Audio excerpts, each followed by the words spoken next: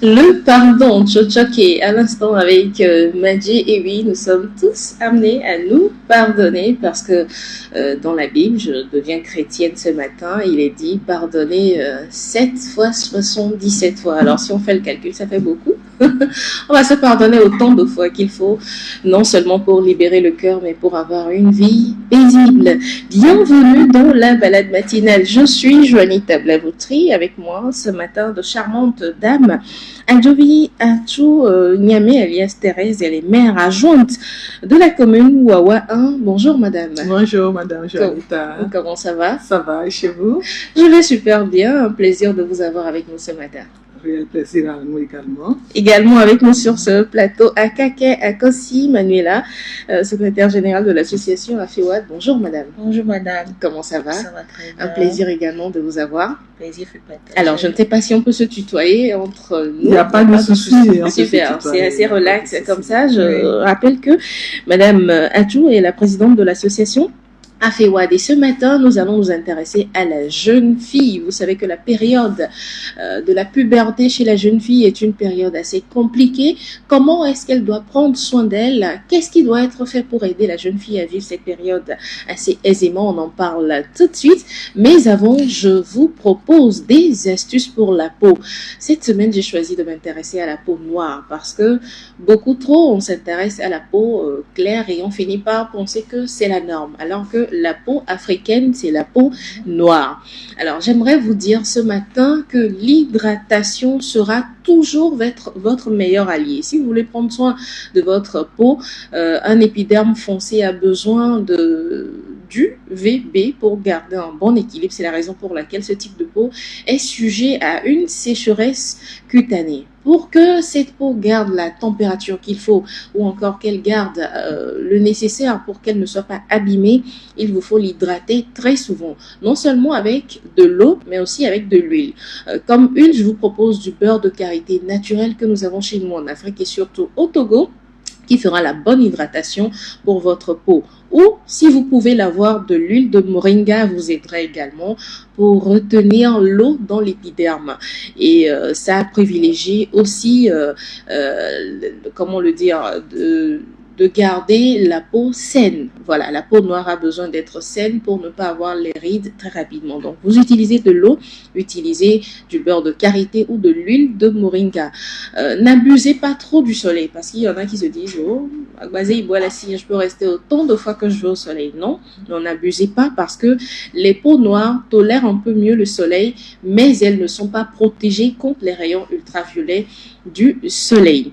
Alors, si vous ne pouvez pas utiliser une crème anti-solaire, parce qu'on me dira que ce sont des trucs de blanc, utilisez au moins, je ne sais pas, des couvertures, peut-être des pulls, ou encore des chapeaux qui protègent surtout la peau du visage pour ne pas l'abîmer. Vous pouvez également faire des gommages 1 à 2 fois par semaine, mais avec modération, surtout selon le type de peau que vous avez. Je vais vous faire une petite idée de gommage très rapidement que vous pourrez utiliser 2 fois par semaine.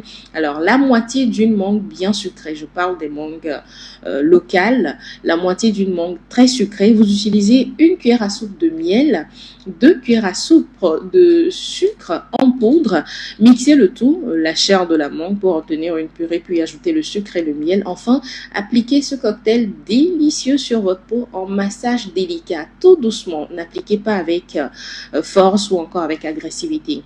Et vous laissez tout ça poser quelques minutes avant de rincer et puis de faire votre maquillage. Vous aurez une peau éclatante. Voilà pour le conseil beauté de ce matin. J'espère que vous avez apprécié et que vous l'utiliserez chez vous. Une pause, elle est très courte et on revient pour la suite de cette émission. Depuis que les hommes ne sont plus hommes, depuis que l'homme est devenu mieux pour l'homme, les gens ne respectent plus les dieux noirs des hommes. Aujourd'hui, les femmes sont bouleversées, torturées, maltraitées dans les couples, on ne respecte plus leur djinna. Les enfants sont martyrisés parce que leurs mères ont quitté les couples, qu'ils restent devant leurs parents et des marades qui les maltraitent, les torturent et bousculent leur djinna. Mais en fait, il faudrait que tout le monde respecte le djinna de tout le monde pour que le monde aille mieux et qu'à la fin, on se retrouve sur la radio djinna et célébrer le djinna de tout le monde parce que pour que ce monde aille mieux et que demain fasse beau, il faut que chacun respecte le djinna de chacun, célébrer le djinna de chacun. De retour sur le plateau de la balade matinale, comme je l'annonçais, on va parler de la jeune fille ce matin.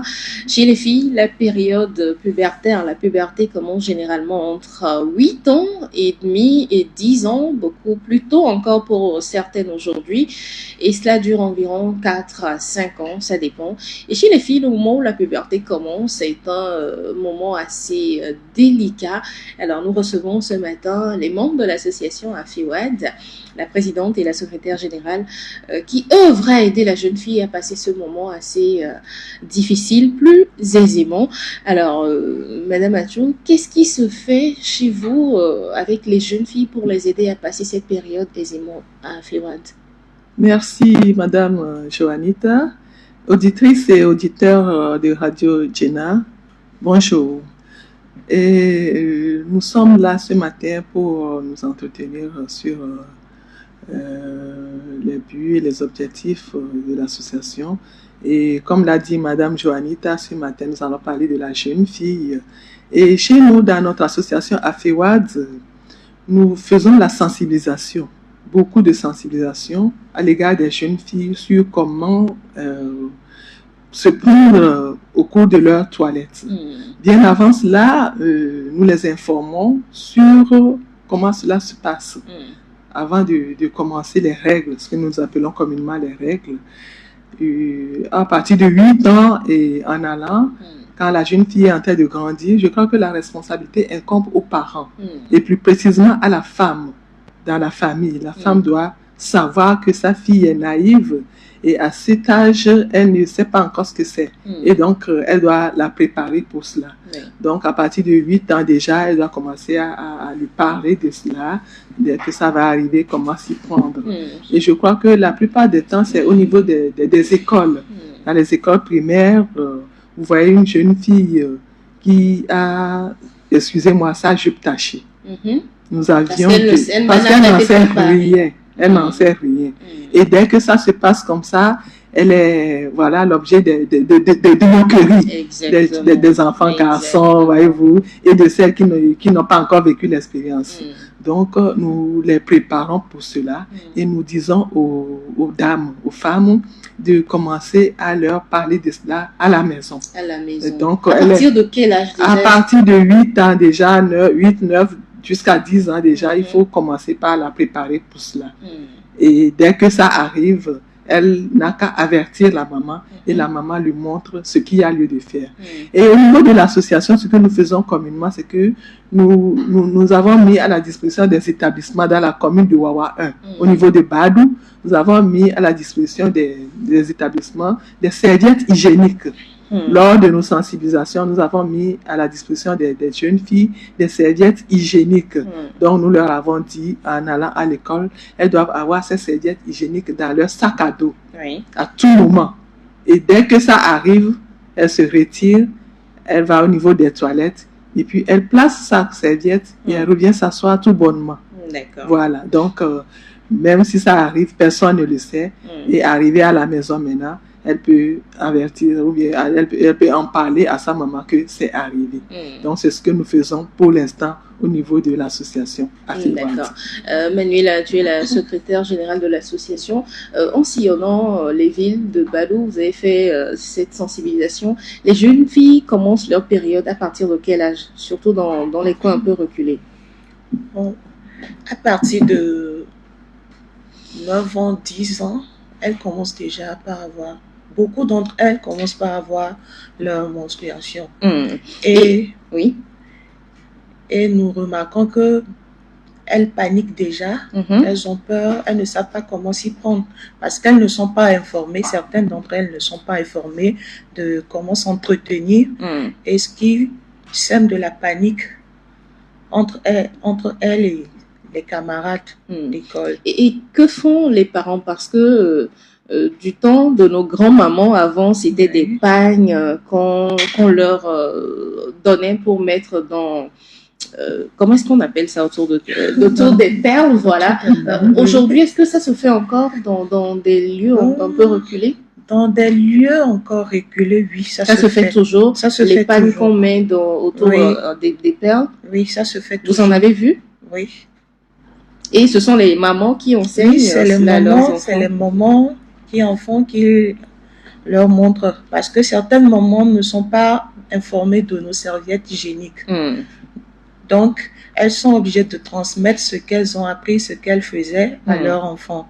Mais certains enfants avec leur bas âge ne savent pas comment s'y prendre avec ces pagnes. Donc, ce qui fait que, bien qu'elles sont protégées, elles sont toujours tachées. Elles sont toujours tachées. Je dirais sur ce sujet, Tata Joanita, que à une époque donnée, c'était un tabou d'en parler. C'était un tabou d'en parler. Avec la jeune fille et les mamans aussi. Et les mamans aussi, c'était un tabou. Donc, beaucoup de jeunes filles sont surprises, étaient surprises en ce moment-là. Donc, maintenant, nous faisons la sensibilisation au niveau de Kessibo Abroa encore. Nous avons sensibilisé les femmes sur ce phénomène. Et à l'époque où il n'y avait pas les serviettes hygiéniques, comme vous l'aviez dit, c'est les pagnes que les mamans montraient aux femmes pour se protéger. Donc, comme c'était un tabou et elles n'en parlaient pas, beaucoup étaient surprises. Voyez-vous? Donc, dès que ça arrive, voilà, c'était les pagnes, les tranches de pagne qu'on utilisait en ce temps-là. Mais avec l'évolution maintenant, il y a des serviettes hygiéniques un peu partout qui ne se vendent pas trop cher non plus. Voilà. Et lorsque vous leur distribuez ces serviettes hygiéniques, comment c'est accueilli? Qu'est-ce que les mamans disent? Qu'est-ce que les jeunes filles disent? Elles apprécient? Elles en ont apprécié. Au niveau de Kessibo Abroa encore, nous leur avons distribué ces serviettes et elles étaient vraiment ravies. Elles étaient contentes. Celles qui n'ont pas eu l'information ont eu l'information, ont accédé à l'information. Donc, elles ont été sensibilisées. Et celles qui n'étaient pas là le jour-là, nous leur avons dit, celles qui ont eu l'information doivent transmettre ces informations-là à celles qui n'ont pas pu être présentes sur les lieux de sensibilisation en cette période-là. Donc, nous croyons que ça marche et elles étaient contentes et elles souhaiteraient que cela soit répétitif, que de temps en temps nous passions et que nous continuions à la sensibilisation et que nous leur apportions encore plus de serviettes hygiéniques. Ah oui, surtout que c'est pas évident d'en trouver sur les lieux, voilà, j'allais en venir. Voilà, une fois que vous leur donnez, vous partez. Comment est-ce qu'elles peuvent après se procurer de ces serviettes hygiéniques-là? Maintenant, je vois qu'avec les marchés, les petits marchés, comme elles sont maintenant informées, elles aillent chercher. Des fois, comme les marchés sont un peu approximatifs du village, elles font le déplacement pour s'en procurer. Donc, je vois que maintenant, ça va un peu plus. Il n'y a plus trop cela, voir une jeune fille à midi être tachée comme avant. Moi, j'avais une fois vécu ça. Ma première fois, j'ai vraiment paniqué. Et puis, malheureusement, il n'y avait pas maman à la maison. C'est papa qui était là. Je suis allée lui dire, papa, j'ai quelque chose. Il dit quoi? Que c'est comme ça, j'ai remarqué que je saigne. Que je ne sais pas ce qui m'est arrivé. Il m'a regardé, il a souri. Va chez ta tante. Voilà, ça veut dire que tu n'as pas été préparée. Non, je n'ai pas été préparée, mais moi, j'avais déjà 12 ans. D'accord. J'avais 12 ans, mais je n'étais pas préparée à cela. Donc, quand j'ai vu ça, j'ai paniqué. Et heureusement qu'il y avait ma tante à la maison, puis elle m'a donné un bout de tissu que j'ai mis en attendant maman. Et quand maman est arrivée, heureusement qu'elle avait Vania, parce que dans le temps, c'était Vania. Rien que ça. C'était que Vania. Et c'est elle qui m'avait donné Vania. Elle m'a montré comment l'utiliser. Elle me dit, bon, après les règles aussi, fais ça et ça. Et c'est là aussi qu'elle a commencé à s'intéresser, à causer avec moi, avoir mes fréquentations aussi, parce qu'elle sait que là, je suis rentrée en femme et que tout peut arriver à tout moment. À tout moment, voilà. Voilà. On va parler de cet aspect-là tout à l'heure, mais ce que je voudrais dire, comment est-ce qu'il faut aborder ce thème-là avec les hommes? Parce que jusqu'à aujourd'hui, on pensait que c'était tabou hier, mais jusqu'à aujourd'hui, pour certains parents, c'est compliqué d'appeler leur jeune fille, de s'asseoir ah, ma fille, bientôt, ça va changer, encore. Comment est-ce que vous arrivez facilement à discuter de ces choses-là avec les jeunes filles? Donnez-nous le secret, en fait. Justement, d'où la sensibilisation. Quand nous sommes sur le terrain, nous profitons de ces opportunités pour les sensibiliser. Puisque nous, on n'en fait pas un tabou. Donc, en parlant, elles sont informées, les mamans sont informées, les jeunes filles sont informées, les jeunes garçons aussi sont informés. Oui, voilà, parce que ils ont des sœurs. Ils ont des sœurs à qui ils peuvent en parler. Voilà. Donc, d'où la place de la sensibilisation. Dès que l'information passe, les gens ne seront plus surpris. Les filles ne seront plus surprises à l'école, puisqu'elles sont déjà informées, elles ont déjà écouté. D'où le bienfait de la sensibilisation sur ce point. Alors, chers parents, si vous nous rejoignez, merci de le faire. On parle de la période de menstruation qui arrive de plus en plus tôt chez la jeune fille aujourd'hui, parce que on a vu des jeunes filles de 9 ans tomber enceintes parce qu'elles ne savent pas ce que c'est que la menstruation, parce qu'elles ne savent pas que leur corps a changé et qu'il faut également se protéger en cette période. Alors Manuela, tu en parlais, maman a commencé par te dire quoi? Qu'est-ce qu'il faut faire pour ne pas tomber en grossesse très tôt? Qu'est-ce qu'elle a su te dire en ce moment-là pour te convaincre? Ouais, bon, elle m'a dit que voilà ma fille, maintenant tu as grandi et tu dois vraiment faire attention à tes fréquentations, surtout avec le sexe masculin, le sexe opposé. Je lui ai demandé pourquoi, elle dit mais bon, là c'est confirmé, tu peux tomber enceinte. Ça va bien chez toi. Donc, il faut que tu apprennes à dire non à des avances. Il faut que tu apprennes à dire non. Elle est allée jusqu'à me dire, si quelqu'un te parle de quelque chose qui ne te plaît pas, que tu ne comprends pas, viens m'en parler. Et je lui ai demandé comme quoi. Et bon, avec ma mère, il n'y avait pas du tabou. Il n'y a pas de tabou. Elle m'a parlé directement du rapport sexuel, que c'est le fait que un homme et une femme se mettent ensemble pour passer à un acte sexuel. J'ai dit, ah ok, je lui ai demandé, elle dit oui, effectivement, c'est ça qui peut t'amener à tomber enceinte à ton jeune âge. Et ce qui ne va pas t'encourager, ne va pas t'aider dans tes études et dans ton avenir. Parce que moi, je me disais, bon, dans l'avenir, je dois être une grande personne, je dois être directrice de ça, je dois être ça. Elle dit, mais si tu tombes enceinte, tu ne peux pas y arriver. Donc, il n'y avait pas de tabou entre moi et ma maman. Donc, elle m'a tout expliqué. Elle m'a dit, mais ma fille, fais pas ça. Et elle m'a aussi montré en même temps comment compter les jours de menstruation et d'ovulation. C'est vrai qu'au début, c'était pas stable chez moi. Ça varie. Ça varie et c'est pour ça qu'elle m'a aussi surveillée de près. Comme ce n'était pas stable, elle dit, mais ma fille fait très attention parce que c'est très dangereux. J'avais aussi une tante matrone, sage-femme. Donc, elle aussi, elle me surveillait. Elle me donnait les conseils. Elle parlait avec moi. Des soirs, elle venait à la maison, elle nous rassemblait, nous les jeunes filles. Elle nous parlait, ne faites pas ça, vous avez grandi maintenant. Et j'aurais aussi voulu que nos mamans aident aussi leurs jeunes filles, nos petites sœurs qui arrivent à leur parler de ça, que cette affaire ne soit plus une affaire de tabou. Parce que ça va beaucoup aider la jeune fille à éviter certaines faux pas. Exactement. Là encore, c'est là juste la période de menstruation, mais pour les mamans, je vais parler des zones où vous êtes passé. Est-ce que c'est évident pour elles de dire à leur fille, ah non, un garçon ne doit pas t'approcher, sinon, parce que on voit toujours des grossesses précoces. Tout à fait. Avec Manuela, ça s'est bien passé, je dirais. Ah oui, ça s'est trop bien passé. Ça s'est trop bien passé. Mais avec certaines jeunes filles, c'est pas évident. Ça n'a pas du tout été évident.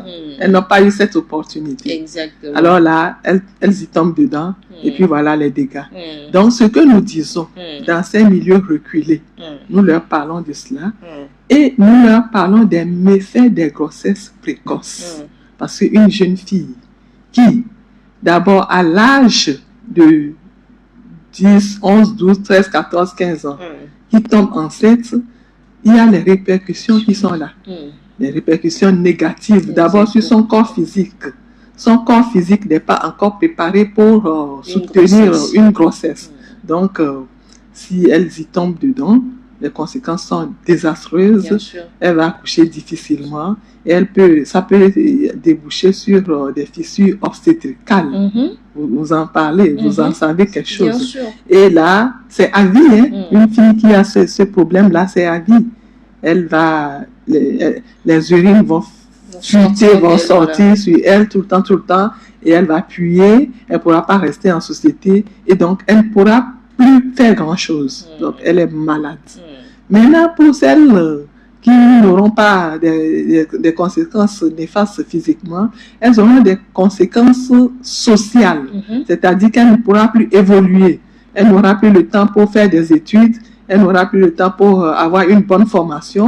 Elle n'aura plus le temps de vivre sa jeunesse. Voilà, de vivre sa jeunesse. Ah oui, parce que c'est une étape également. Une étape nécessaire à vivre. Donc, dès qu'elles y tombent dedans de façon drastique comme cela, elle est perdue. Et voilà, c'est des pertes pour d'abord la commune, c'est des pertes pour la nation, et c'est des pertes au niveau international. Et nous ne voulons pas ça pour nos jeunes filles. Nous voulons qu'elles évoluent. Nous voulons qu'elles aient des formations soutenues.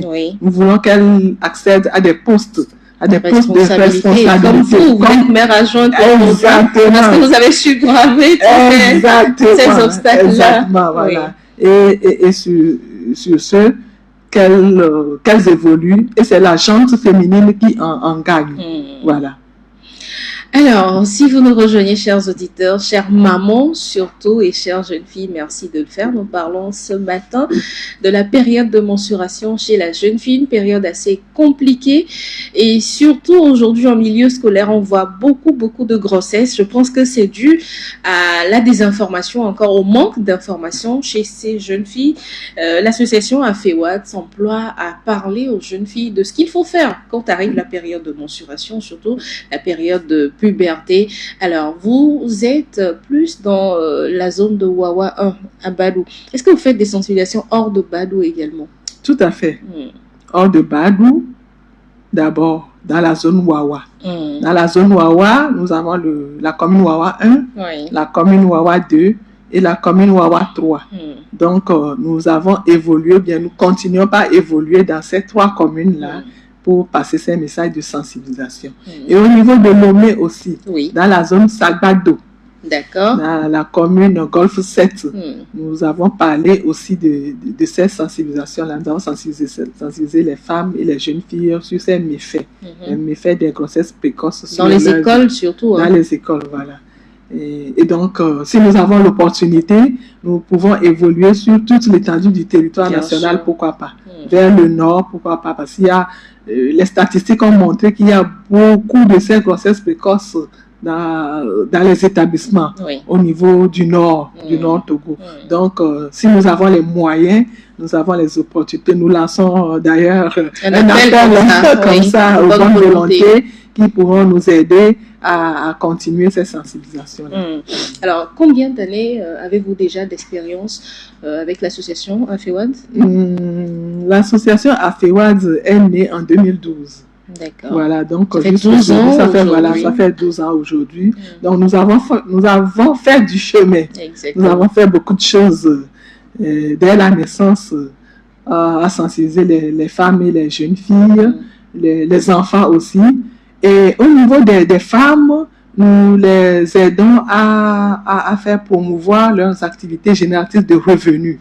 Ah oui, donc c'est dans cette optique qu'en 2017, nous avions eu à former 150 femmes au niveau de Badou, dans la commune Wawa 1.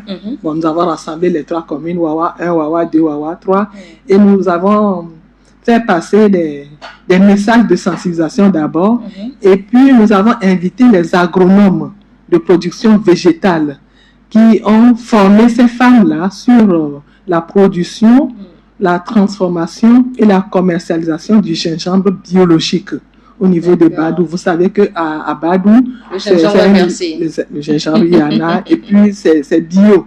Il n'y a pas de produits. Ça pousse naturellement. Ça pousse naturellement. Donc, nous avons saisi ces opportunités-là pour former ces femmes-là. Et avec le groupement Wakutukele, qui est basé à Badou.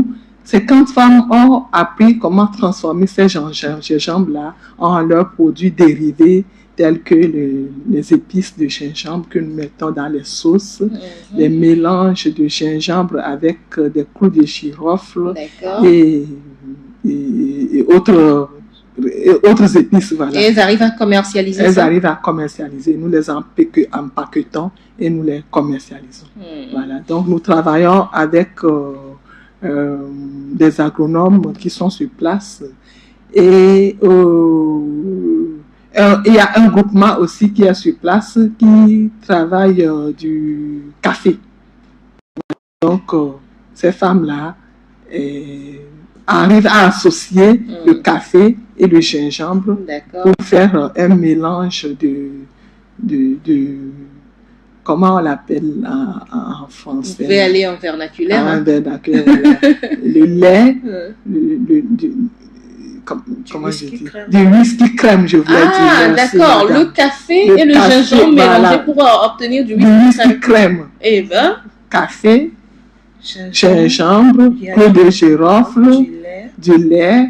Il fallait venir avec ça. J'allais goûter pour donner. Ce mélange-là donne vraiment un goût agréable. Et tenez-vous compte. Et c'est mélangé aussi avec de la boisson locale Sodabi. De la boisson locale Sodabi, voilà. Et ça a un goût vraiment très agréable. Donc nous aidons ces femmes-là à faire ces fabrications-là et à les commercialiser. Donc vous pouvez retrouver ces produits-là dans les boutiques au niveau de Agoué, au niveau de Sagbado, dans certaines boutiques aussi de Lomé. Alors, nous revenons tout à l'heure découvrir mieux Wawa avec Madame Atchou, qui est maire adjointe de la commune Wawa 1. Alors, Manuela, dans les séances de sensibilisation, quand tu vas vers les jeunes filles, quelles sont les questions que ces jeunes filles te posent? Parce que tu es également jeune, je suppose qu'elles s'identifient à travers toi. Quelles sont les questions qui te reviennent?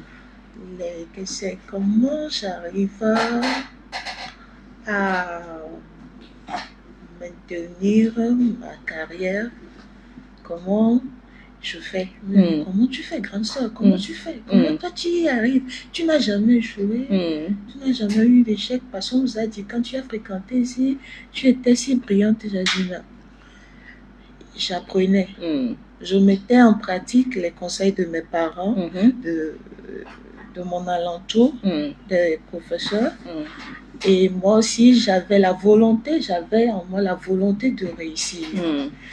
Et malgré les conseils des parents, des professeurs, tout, si tu n'as pas la volonté, tu ne peux pas le faire.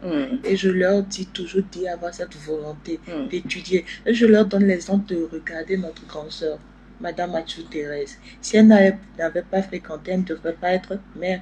Et elle a beaucoup d'opportunités d'ailleurs. Bien sûr. Elle voyage, elle va en France, elle va aux États-Unis, elle va partout, mais ça ne vous plaît pas? Dis oui, non aussi. Elle dit des fois, quand tu viens, il y a les policiers qui te suivent. Tu es con, jusqu'à ce que tu fais. Elles sont impressionnées en fait. Elles sont vraiment impressionnées. Oui. Et puis il y a une même qui a dit qu'un jour, qu'elle serait comme moi. J'ai dit, mais bravo. J'adore. Je me rappelle bien en 2017, quand j'avais participé au concours Miss Togo 2017 là. Ah, mais ça, je ne savais pas.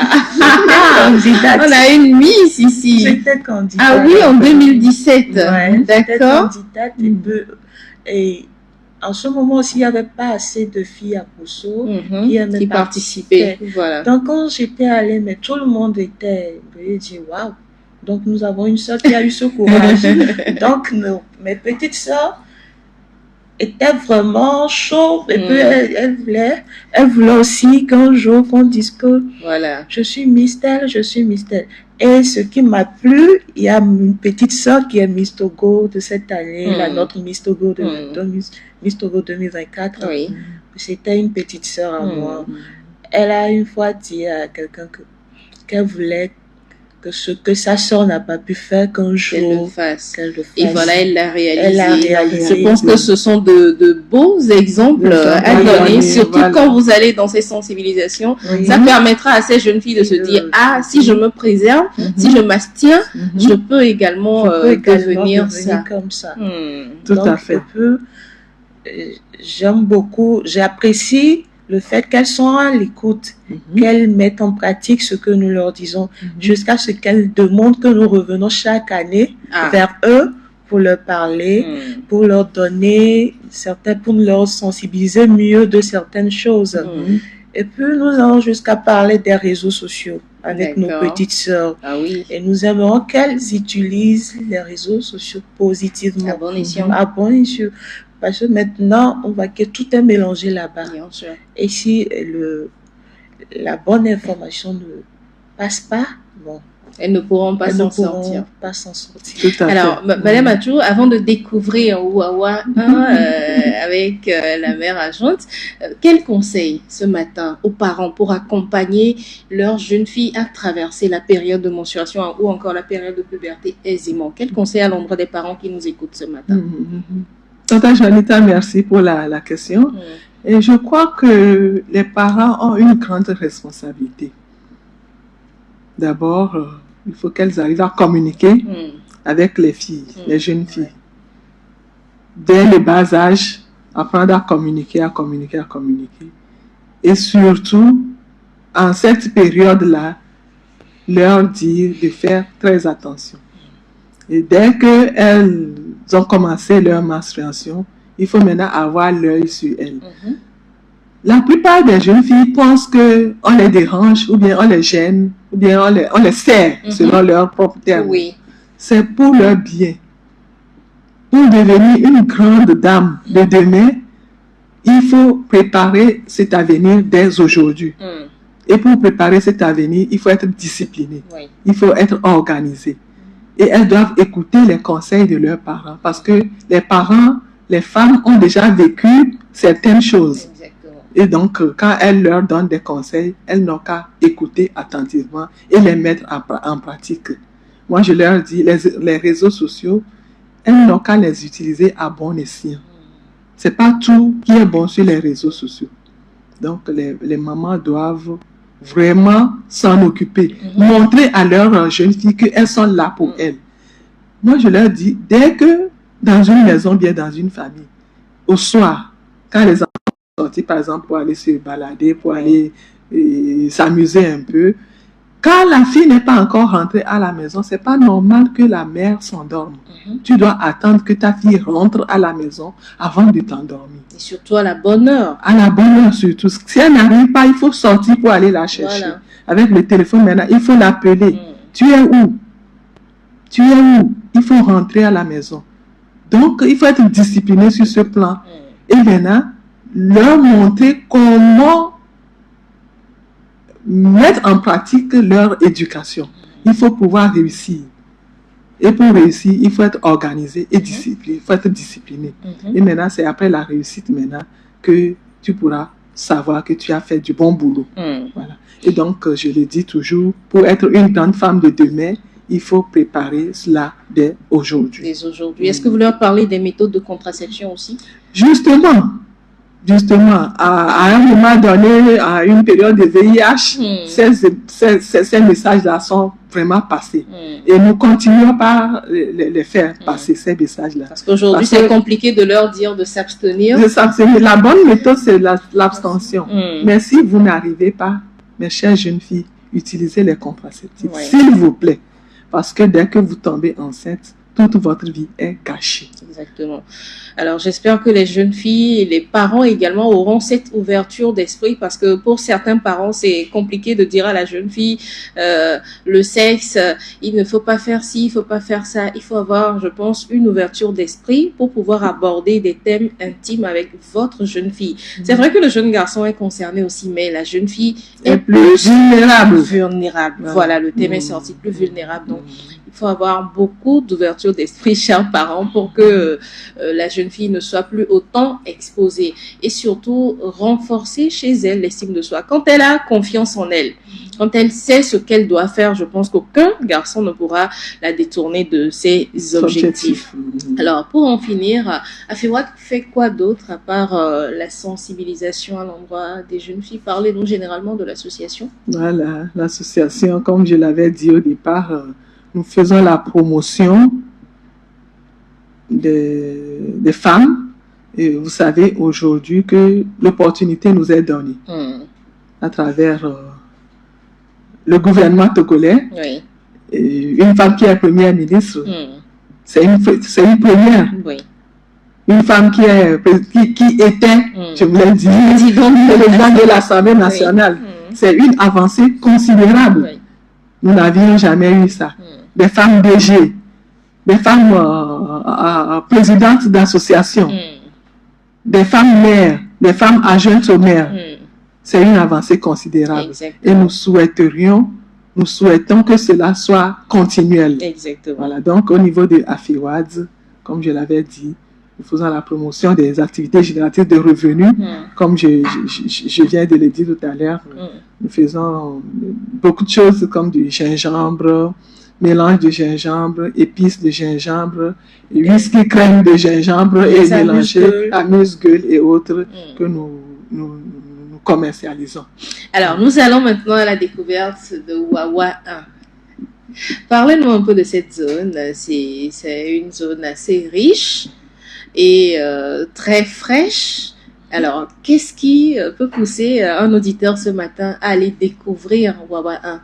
Wawa 1. Badou. Oui. La ville de Badou. La ville de Badou. C'est une zone naturelle et nous avons beaucoup de choses là-bas. Nous avons du café cacao en bio. Si vous voulez voir du café cacao, vous pouvez arriver. Du gingembre. Donc, c'est un milieu d'ordre agricole. Donc, les femmes font de l'agriculture. Oui. Et nous avons la cascade. Une cascade, la cascade d'Akoloa. Alors, très belle cascade. Une très belle cascade que les gens aiment visiter. Est-ce que c'est difficile d'accès? Pas trop. Pas trop difficile. Il faut faire du sport, il faut monter, grimper, monter, voilà. Oui. Donc, nous avons cette cascade-là qui fait notre fierté et nous sommes en partenariat avec le département de la Vienne.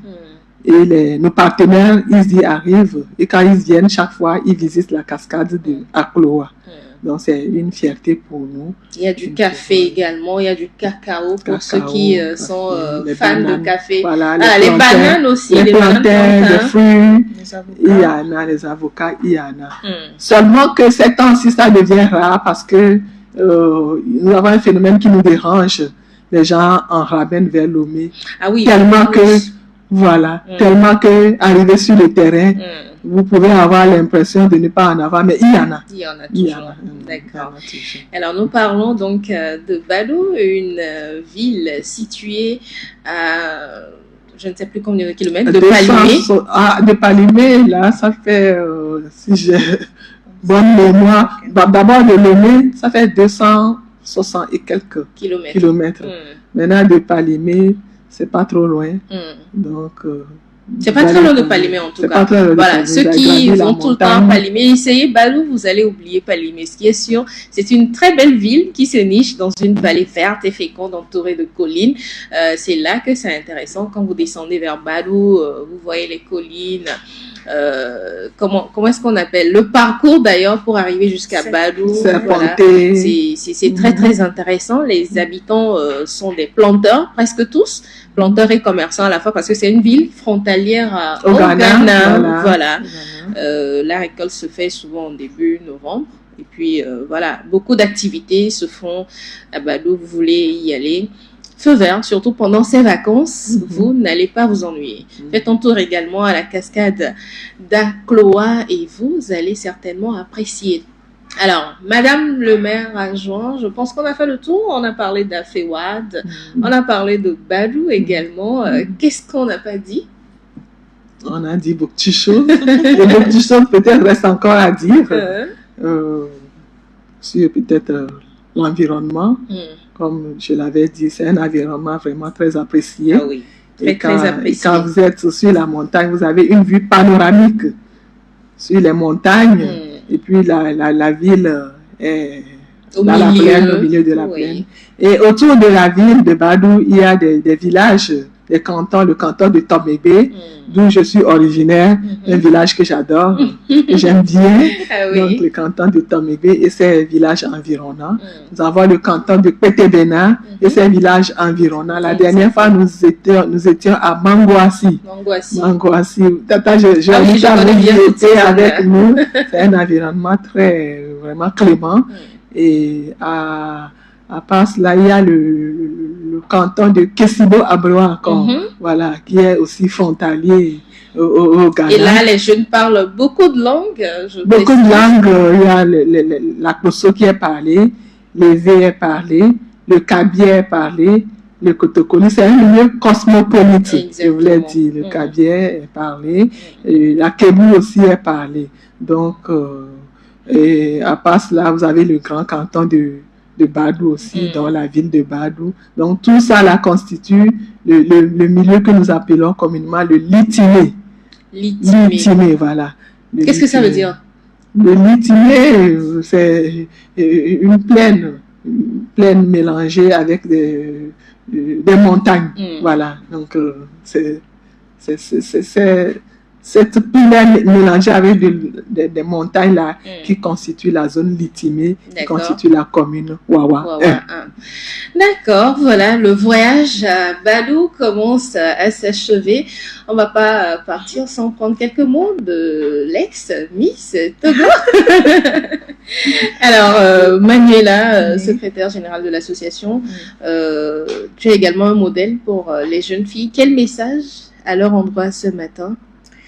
J'aimerais vraiment encourager mes jeunes sœurs à bien prendre soin d'elles, c'est très important, à étudier, peu importe qu'elles soient dans le domaine scolaire, dans le domaine d'apprentissage, peu importe ce qu'elles font, il faut qu'elles prennent soin d'elles parce que maintenant, le leadership féminin est dans sa promotion. Donc, il faut qu'elles fassent l'effort que peu importe ce qu'elles font, qu'elles soient quelque chose, qu'elles ne soient pas délaissées, qu'elles ne soient pas, qu'elles n'oublient pas leurs objectifs. Exactement. Qu'elles travaillent, qu'elles arrivent à travailler avec elles-mêmes. Et à nos jeunes, à mes petites sœurs, qu'elles écoutent les conseils de leurs parents, des supérieurs, pour mieux avancer dans la vie. Et devenir maire ou maire adjointe. Maire adjointe, président de l'Assemblée nationale, premier ministre, pourquoi pas. Alors, Madame Adjou, nous sommes à la fin. Quel sera le mot de la fin?